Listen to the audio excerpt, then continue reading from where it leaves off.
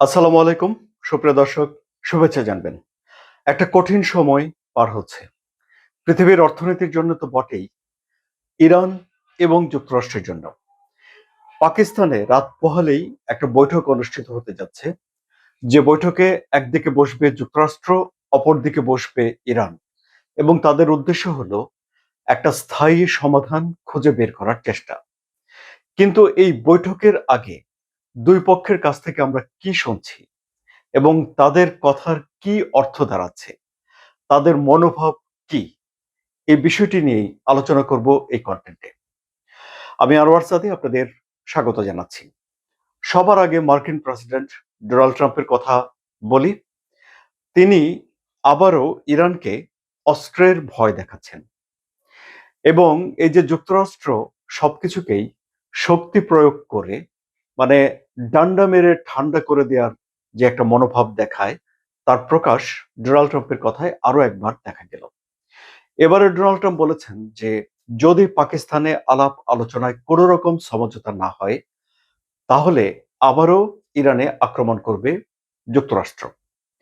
তিনি মনে করে দিয়েছেন যে এর আগে ইরানকে তিনি চূর্ণ বিচূর্ণ করে দিয়েছেন এবং তিনি বলছেন যে তাদের যেই সেরা অস্ত্রগুলো ছিল সেগুলো এখন জাহাজে তোলা হচ্ছে।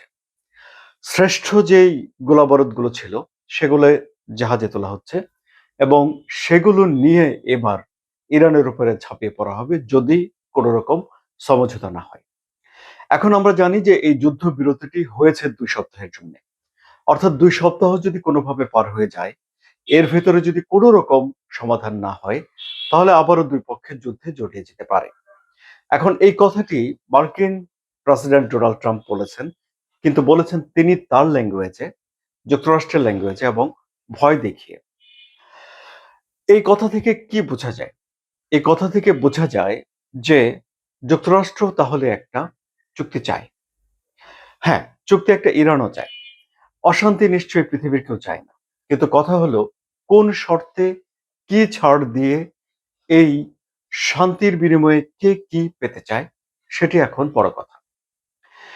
আমরা ইরানের তরফ থেকে কড়া কথা বলতে দেখছি ইরানের স্পিকারকে।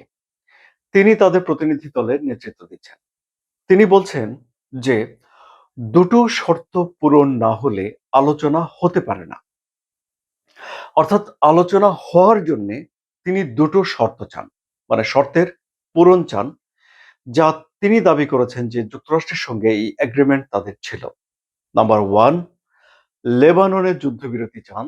নাম্বার টু, ইরানের যেসব সম্পদ যুক্তরাষ্ট্র আটকে রেখেছে, জব্দ করে রেখেছে নিষেধাজ্ঞার আওতায়, সেগুলোর তিনি ছাড় চান। ইরান কিন্তু স্পষ্ট করে এটি বলছে না যে তারা ক্যান্সেল করে দিচ্ছে, আলাপ আলোচনায় অংশগ্রহণ করবে না। ইরান বলছে যে আলোচনা হতে পারে না এসব শর্ত পূরণ করা না হলে। অর্থাৎ ইরান ও যুক্তরাষ্ট্রকে একটা প্রেশার দিচ্ছে যেন লেবাননের যুদ্ধবিরতি হয়, প্রেশার দিচ্ছে যেন ইরানের সম্পদগুলো ছেড়ে দেওয়া হয়।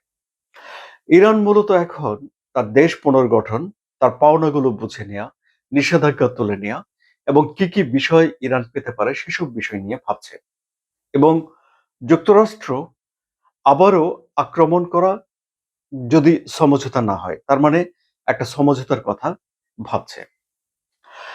সুতরাং আলাপ আলোচনার আগে দুই পক্ষই অন্য পক্ষকে চাপে রাখার জন্য কঠোর কথা বলবে, এটি ধারণা করা যায় এবং এই যে আলোচনা এটি ২ সপ্তাহ ধরে চলবে, এটি ধারণা করা যায়। আরো সহজ করে বললে যে ২ সপ্তাহের মধ্যে যদি আলোচনা আহ একটা সমঝোতার মধ্যে যদি দুই পক্ষ যেতে না পারে, তাহলে আবারও হামলা হতে পারে, আবারও এই যুদ্ধবিরতির মেয়াদ বাড়তে পারে। আবার এই এভাবেই থাকতে পারে দুই দেশ, যে একটা যুদ্ধবিরতি থাকলো, ভঙ্গুর যুদ্ধবিরতি হবে। উত্তর কোরিয়া, দক্ষিণ কোরিয়া যেরকম হয়েছে ওরকম থাকতে পারে এবং আর কখনো ঝগড়া হবে না। কিন্তু বিশ্বের অর্থনীতির স্বার্থে এর একটা মীমাংসা হওয়া দরকার। কাজে এই বৈঠকে কি আলোচনা হয় তার দিকে আমাদের একটা কৌতূহলী মনোযোগ থাকবে। এই যে বিশ্লেষণ কেমন লাগলো আপনাদের? যদি ভালো লাগে তাহলে সাবস্ক্রাইব করে চ্যানেলের সঙ্গে থাকবেন। ধন্যবাদ সবাইকে।